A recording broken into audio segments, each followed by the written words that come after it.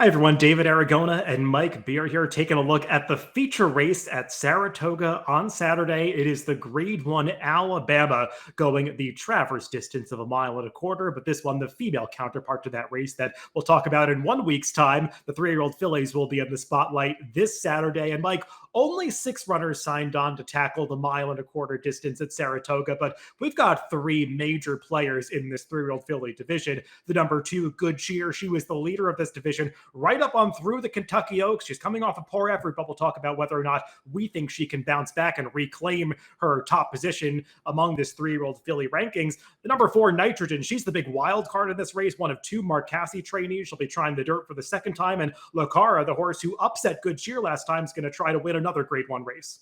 Yeah, exactly. I mean, it's not a huge field, but you do have the three main protagonists in here, David. They're all pretty good, and they all have like real questions to answer. So that sort of makes this more of a fun race to sort of look at and go through, because Good Cheer, that off of a bad last race, needs to rebound. Nitrogen has the surface question to answer, and Lucara, I think it's more about distance than anything else for her. Yeah, and it's a really intriguing matchup of these 3 runners. I mean, we'll talk about the Travers when we get there, Mike. It feels like that race is going to turn into something of a coronation for a heavy favorite. This is a race that has to settle things in the division because, as you said, all 3 of these favorites have some questions to answer. And to get a sense of how this race might play out in the early stages, let's take a look at the Timeform US pace projector. And I think we know what the game plan is going to be with the number 6, Lucara, Mike. I mean, they figured out by this point she is at her best when she is clear up front. Doesn't really matter how fast she has to go to get there. As long as she is setting a pace that's comfortable for her, she is going to find more at the end. And going 1.25 miles, I think it's a question mark about her getting the distance. But at this distance, with some others maybe having some question marks about their stamina, you feel like she's not going to get a whole lot of pressure on the lead. Yeah, that's how I looked at it too. I mean, you have to be worried about 10 furlongs for her, but if she's going to get it, she's going to get it in a race like this where there's no really other speed to go with her in this race. And when you start going through these horses one after the other, it kind of feels like it handicaps that way. There's not a ton of pace in this race, and she should be able to make a relatively easy early lead in this race. We'll see how far she can take that. I'll be interested to see how things line up behind her, Mike, because I know the number 4, Nitrogen, her stablemate, is shown back and forth. Yeah. I would anticipate that Mark Casse would want to see Nitrogen perched just outside of Lucara, maybe a couple lengths back, but sitting in the clear, not taking any kickback, staying outside, since she is a horse that's never really been on a fast dirt track before. So I would imagine she'll be a little bit more aggressively ridden out of the gate than this pace projector makes it seem, because the 2 horses that are shown second and third, while Good Cheer has some tactical speed, she's not a horse that needs to be forward. No, I agree with you. When I looked at it, I felt the same way about it, that Nitrogen would probably be the horse in closest attendance.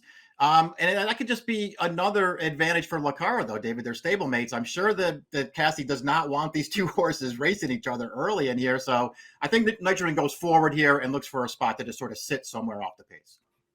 Let's go through this Alabama field from the rail out. We mentioned Mark Casse having 2 runners in here. The same is true for Brad Cox, and we'll begin the conversation with his other horse, the number 1, Margie's Intention. And we'll check out her most recent effort in the Grade 3 Delaware Oaks, where she had to swing widest of all at the quarter pole. This was not a race that featured much pace for her to close into, but she makes this wide run at the top of the stretch and actually puts in a nice late kick through the final 1/8 of a mile to get up for second, passing many horses in the last furlong of this race. So I thought it was a good effort for her, Mike. She definitely had a tougher trip in this race than she did 2 back in the Black Eyed Susan, and she feels like a horse that will handle distance. She's just going to need to get faster.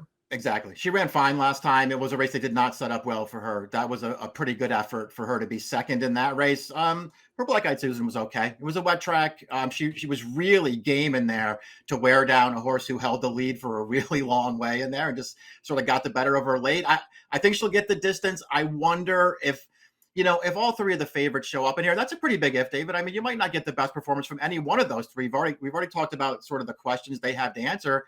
If they don't show up, this horse is dangerous. But if they do, it feels like it's going to be hard for her to win. I definitely considered her. It's just the pace situation doesn't necessarily work for a horse like this. And I did watch one of her recent workouts in company with Good Cheer, who we'll talk about next. And to my eye, Marge's Intention was going just a touch better than Good Cheer, though let's keep in mind, Good Cheer has never been the flashiest workhorse. Speaking of Good Cheer, let's talk about her next. She was the Kentucky Oaks winner, took an undefeated record into that race, made it 7 for 7 in that top race in the 3-year-old filly division. Mike, last time out in the Acorn, they were coming back just 5 weeks after the Kentucky Oaks. It was a hard effort. She got a wide trip at Churchill Downs, so maybe it took more out of her than we were really realizing at the time. Also, it was a sloppy track at Saratoga. A lot of rain fell before the Acorn. Maybe she didn't love it. Though she is a horse that was just fine over wet tracks prior to that, and it just never seemed like she was traveling like herself at any point in the race. So I wonder if it was more than the track condition. That's my big question with her too, David. I mean, it's not that hard to, if you wanted to make excuses for the Acorn last time. I mean, she'd been on a real heater leading up to that race, and then I mean, she had run on wet tracks before, but that was a really wet track. I mean, that track was kind of a mess there. It was also, it felt like it was pretty speed favoring too, and she was, back off the pace in there, actually last early in that race, and so maybe that's another excuse for her.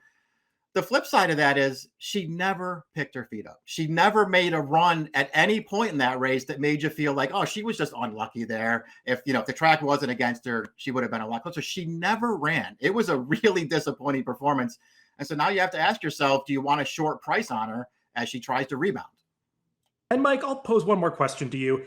Is it fair to argue that maybe she was a little overrated, just given that undefeated record through the Kentucky Oaks? Because you start to look at some of the fields that she faced when she compiled that win streak, and it's a lot of horses that haven't really gone anywhere. And even that Kentucky Oaks field, when you take it apart, aside from Lucara, it's a bunch of horses that have come away from that race to not run faster. A lot of them have maybe won some lesser races, not done a whole lot since then. So I feel like the division maybe has gotten a little tougher since the first part of the year. Yeah, I think it probably has too. For sure. I don't know that that's necessarily the case with this Alabama because there's not that many horses showing up here. So maybe it doesn't matter at all. But I think that's sort of been, maybe the main talking point with the 3-year-old filly division all year long is it just hasn't been that strong. Yeah. And it does feel like it is getting stronger. The number 3, Kinsey Queen, is going to be a big price in this race. She was shown finishing third behind Margie's Intention in that Delaware Oaks replay that we showed. She was actually outclosed by Margie's Intention through the final quarter mile of that race. She also followed home Margie's Intention in the Black Eyed Susan 2-back. She's picked up pieces in some of these races, Mike. It feels like distance is okay for her. She's just a little too slow to win this race. Yeah, got the wrong running style for this race too, where she's just going to be way back off the pace in here. And I don't think she's good enough to outclose a bunch of horses that at this stage of the game are just better than she is.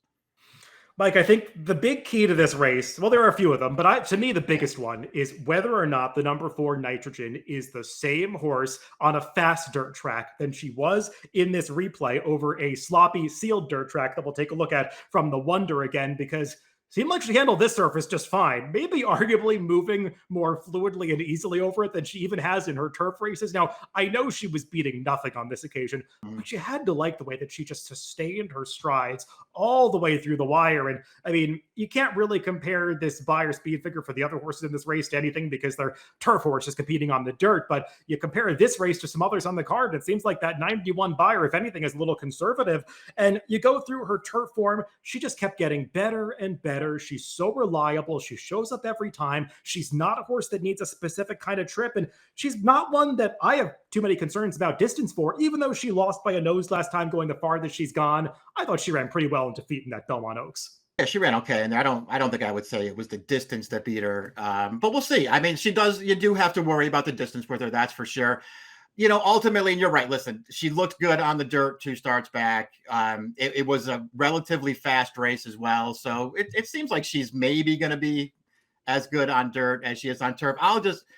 For my way of thinking, it's hard for me to get excited about the Wonder again that we just watched. To me, it's basically a public workout over 2 horses who not only aren't that good, but they're certainly not dirt horses. I mean, I don't know, David. I just can't get excited about it. She looked good winning. I like her a lot as a turf horse.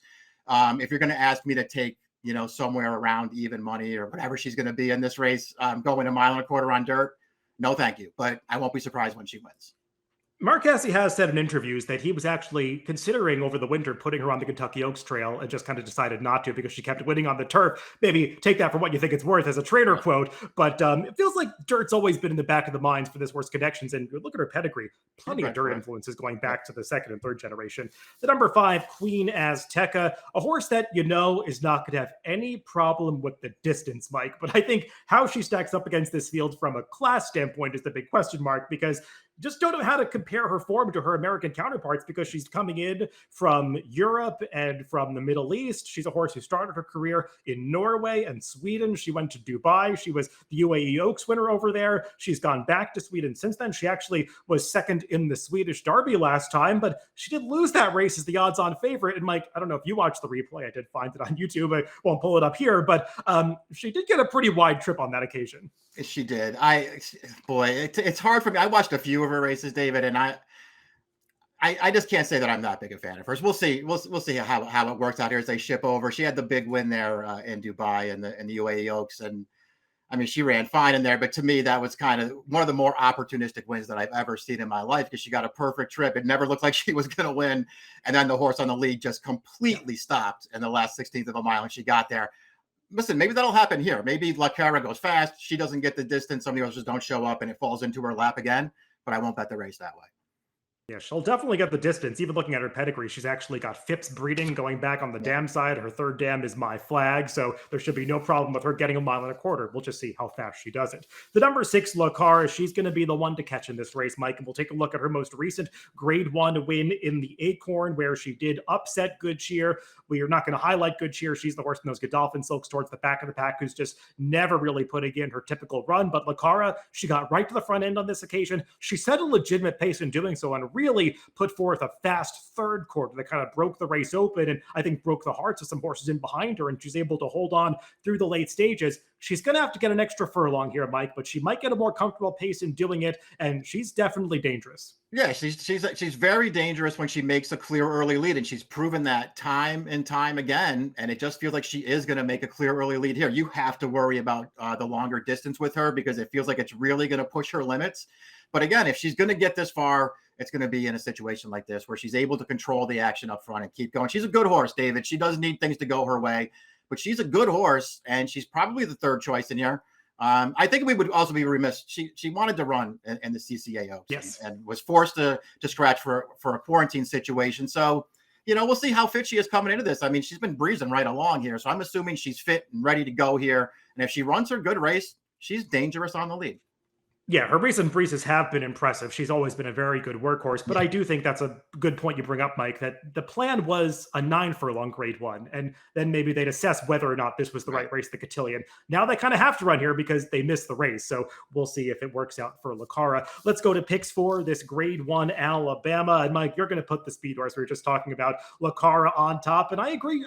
You can tell from the line, I think she's going to be the third choice in here. Yeah, I feel like you're probably right about that. I'm just going to take her as the best price and hope that she gets loose. I'm very worried that this distance is going to be too far for her. But I'm just going to take her, David, more because I don't want to bet the 2 or the 4. So I'll bet the 6.